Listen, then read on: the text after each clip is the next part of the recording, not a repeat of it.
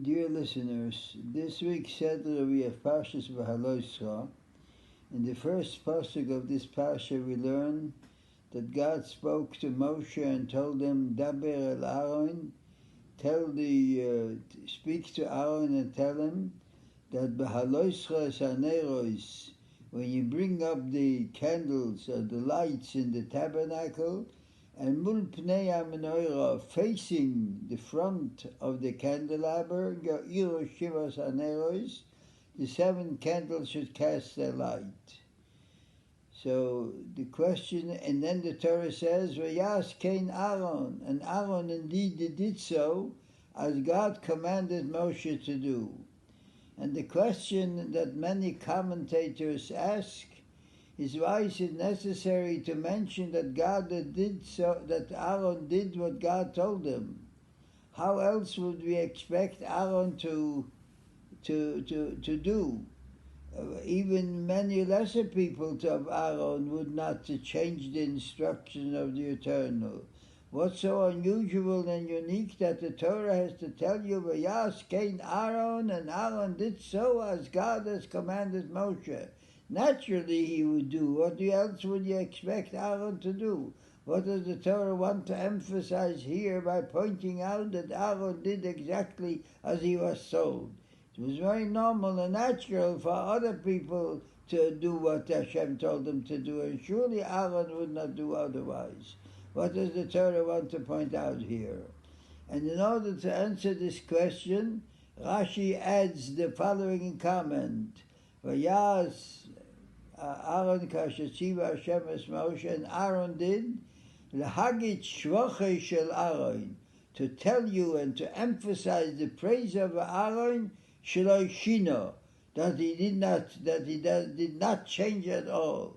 So this does not answer the question at all. What's so unusual and so unique that Aaron did not change? Would you expect Aaron to alter the words of God?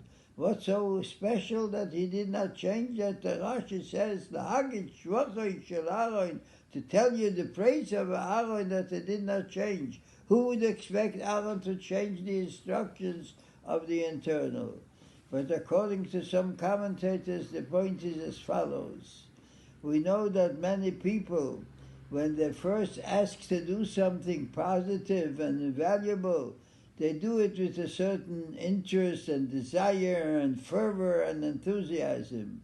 But as time goes on, and we keep on repeating the same activity day after day, it is natural and almost unavoidable that the initial enthusiasm cools off, and little by little we get used to it and it disappears until it becomes just a matter of habit, and the whole fervor that was experienced at the beginning has completely almost disappeared. So therefore the Torah tells us that by Aaron the situation was not that way at all. That even though he repeated his whole life the same activity of kindling the menorah, but shelo shino, there was no change in his fervor and his enthusiasm and his devotion with which he fulfilled the commandment of the Eternal.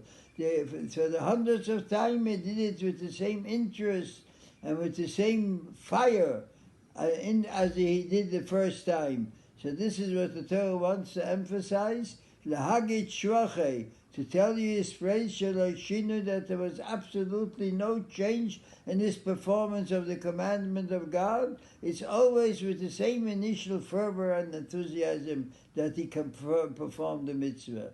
And the lesson for all of us is that it requires a special effort on each one of us, that our initial enthusiasm for fulfilling the commandments of the Torah should not cool off with the passage of time, but we should try to make an effort to retain the same original enthusiasm and fire that we have, with the same warmth and the same devotion, should continue until the end of our life, to serve the commandments of the Eternal and fulfill our obligation. Thank you very much and have a good Shabbos.